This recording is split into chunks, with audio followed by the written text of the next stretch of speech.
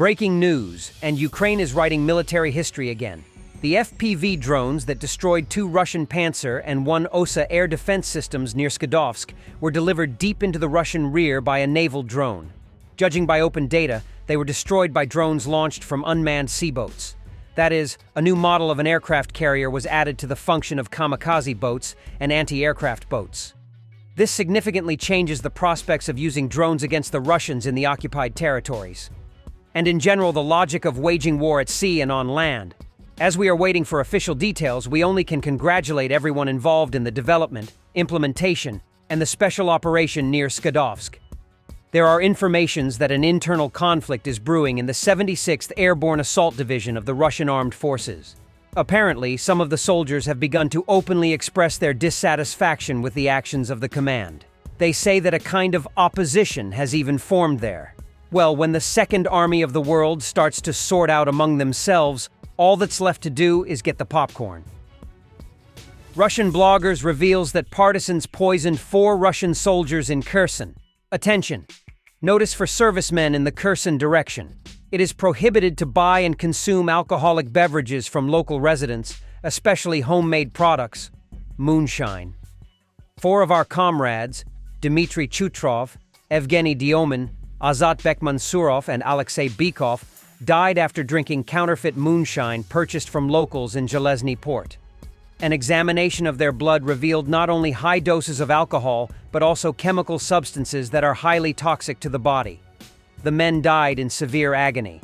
According to preliminary data, they fell victim to the actions of local collaborators of Ukrainian nationalists who are attempting to harm our defenders in this way. The perpetrators will be found and punished to the fullest extent of the law. Be vigilant, comrades. Do not trust the local population and avoid any suspicious products or drinks. Each of us must safeguard our lives to continue fighting for our common cause. May the memory of Dmitry, Evgeny, Azat, and Alexei remain in our hearts. We will avenge them. Russian channels are sharing the footage of the Stryker vehicle that is running on their soldiers because it's left out of ammo. They are worried. Kursk region, video 80th Airborne Assault Brigade of the Armed Forces of Ukraine. The Stryker armored personnel carrier is brazenly and unhinderedly chasing our infantry across the field because its ammo supply has run out. What happened to our people? Russian sources claim that at night, Ukraine sent 2 groups from the settlement of Cherkasskoye Porochnoye in the Kursk region towards Russian positions, but according to their claims, were suppressed. At night, the use of Vampire, Baba Yaga drones were observed, probing Russian defensive positions. The electronic warfare system did not work. Why? Because they have fiber optics, and the tank got out of order. By Robert Madyar's crew. Ukraine is stepping up its drone game, and fiber optics are leading the charge. These drones stay connected even in the most jammed environments, bypassing Russian electronic warfare.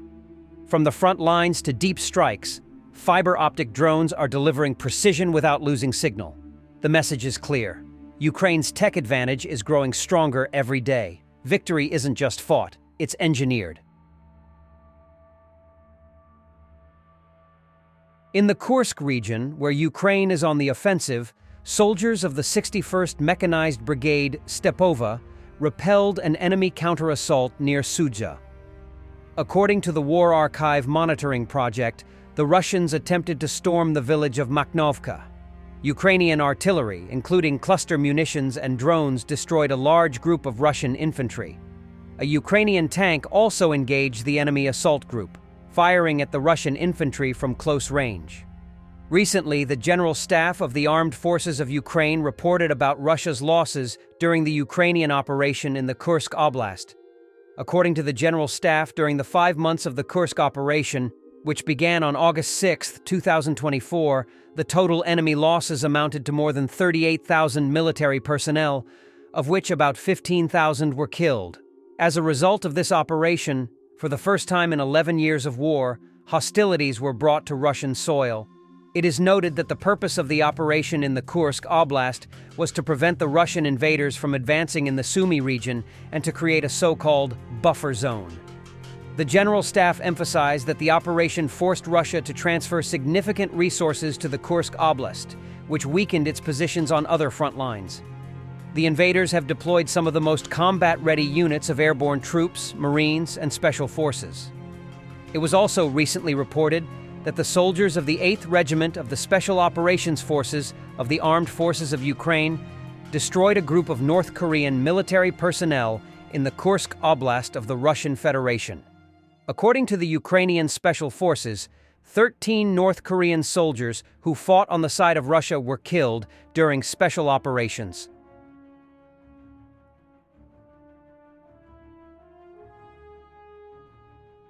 In the quasi-state entity of Transnistria, rolling blackouts will now last 8 hours a day starting today. The rolling blackouts are unavoidable. Otherwise, the Republic could lose its power grids, the Moldavskaya power station, and end up entirely without electricity, said President Vadim Krasnoselsky.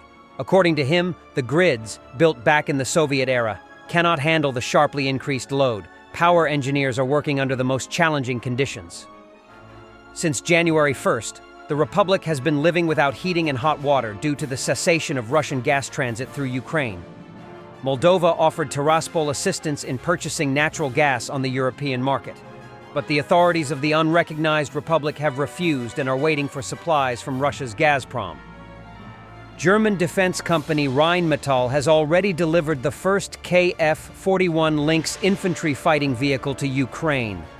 The company's CEO, Armin Paperger, told the Frankfurter Allgemeine Zeitung about this. The German company's plant in Unterlüss manufactured the first Lynx combat vehicle and delivered it to the Ukrainian buyer at the end of 2024. It is now being tested by the armed forces so that a mass order may be placed as soon as possible, Paperger noted. Last year, Paperger and former Minister of Strategic Industries Oleksandr Kamyshin announced the assembly of the first vehicle from off-the-shelf kits at Rheinmetall's new plant in Ukraine. However, based on the context, it is more likely the delivery of a fully assembled IFV. In June 2024, the German defense giant announced the signing of an agreement to supply several hundred Lynx infantry fighting vehicles to the Ukrainian armed forces during the Ukraine Recovery Conference in Berlin. With this agreement, we confirm our intention to continue cooperation in the coming years and create the appropriate framework. In particular, we are already negotiating the establishment of a joint venture for the production of artillery ammunition in Ukraine. We also want to deliver the first Lynx infantry fighting vehicles this year and start production of these systems in Ukraine in the near future, Paperger stated.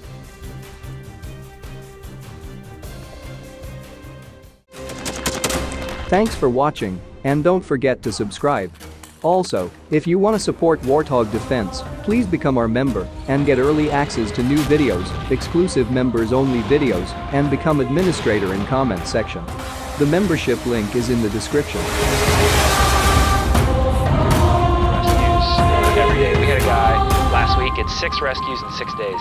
You know, he's doing the job every day.